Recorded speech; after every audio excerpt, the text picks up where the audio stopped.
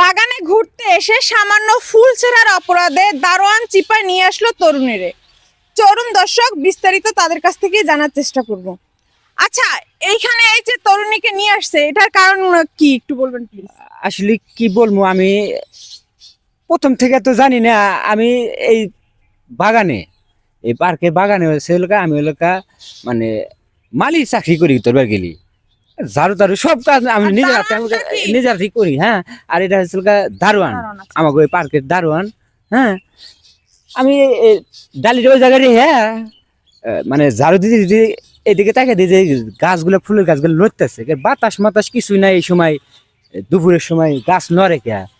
একটু খালি হালছি, মাজারা বেকা করছি, দেখি যে এই মহিলার অবস্থা খারাপ, মানে কাগজ চোপড় ঠিক নাই এ উপরে ওই।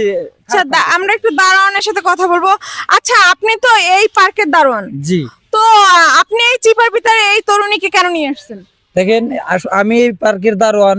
আমার এই পার্কের সবকিছু দেখাশোনার দায়িত্বটা কিন্তু আমার উপরে, ঠিক আছে? তাইলে এই কোন গাছে কয়টা ফুল আছে, কোন গাছে কয়টা ফল আছে, এটাও কিন্তু আমাদের পার্কে সিসি ক্যামেরাতে দেখে, স্যারে দেখে, এই যে স্যারে দেখে। তো আমাদের এখানে নিয়ম আছে, যদি কোনো গাছে ফুল আপনি ছিঁড়েন আমাদের অনুমতি তো ব্যতীত, তাইলে মনে করেন আপনি 300 টাকা জরিমানা দিতে হইব। তো উনি অপরাধ করছে, উনি অপরাধী। ওনাকে বললাম যে আপনি একটা ফুল ছিঁড়ছেন, 300 টাকা জরিমানা হয়েছে, আপনি টাকাটা দিয়ে সয় সম্মানে চলে যান।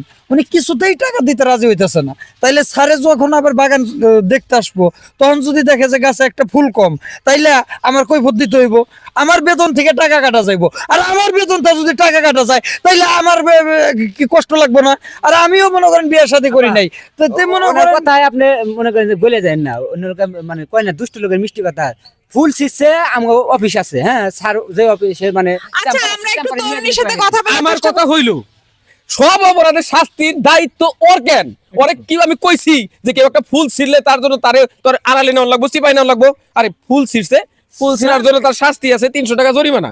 300 টাকা জরিমানা যদি না দেয়, সে ম্যানেজার হিসাবে আমার কাছে সে বিচার দেবে। অবশ্যই, তা না কইরা ও চিপাই নিয়ে আসছে। স্যার এক হাতে তালি বাজে না, উনি টেয়া দিবার চাই নাই, মোড়ামুড়ি করছে। আমি কই তাহলে লোন ওইদিকে যাই, ওই লোন যাই, তাহলে গাই গাই শোধ করে দিম, তো টেয়া দিয়ে না জিগানো না। আচ্ছা, আমরা তরুণীর সাথে কথা বলার চেষ্টা করব। আচ্ছা আপু, আপনি যে এই ফুল ছেঁড়ার অপরাধে এই চিপার ভিতরে দারোয়ান নিয়ে আসছে, তো আপনি কেন আসলেন? আপু, আমি তো ইচ্ছা করে আসিনি, উনি আমার জোর করে টাইনে হাসরে নিয়ে আসছে, একটা ফুল ছিঁড়ছি দেখে। আপনি তো অন্য কাউকে জানাতে পারতেন। এখানে তো কেউ ছিল না, আমি অনেক চিল্লাচিল্লি, উনি আমার ভয় দেখাইছে, কয় আপনি যদি বেশি করেন ম্যানেজারে ডাক দিমু, ম্যানেজারে পুলিশ আইনা আপনারা ধরাই দিব। আচ্ছা, উনি তো বলতেছে যে আপনার নাকি মত ছিল এখানে, এটা কতটুকু সত্যি? বলছি আমার কাছে কোনো টাকা পয়সা নাই, আমি এখানে ঘুরতে আসছি, 1 টাকাও আমি নিয়ে আসি নাই। আপনার জামাই বিদেশ থাকে, আপনি কোন নাই এই কথা? ম্যাডাম, আমি একটা কথা বলি। আপনি থামেন।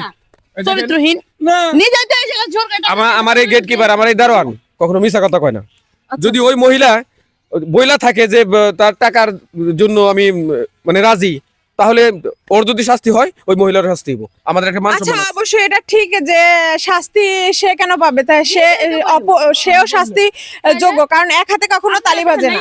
তো এরকম একটা গল্প আমরা সাজাইছি শুধুমাত্র কিন্তু আপনাদের শিক্ষা দেওয়ার জন্য এবং একটা আপনাদের বিনোদন দেওয়ার জন্য। তো আমাদের ভিডিওটা যদি আপনাদের ভালো লাগে, অবশ্যই লাইক, কমেন্ট, শেয়ার করবেন। আবারও কোনো এক পরবর্তী ভিডিও নিয়ে আমি হাজির হব। ভালো থাকবেন, সুস্থ থাকবেন, আল্লাহ হাফেজ।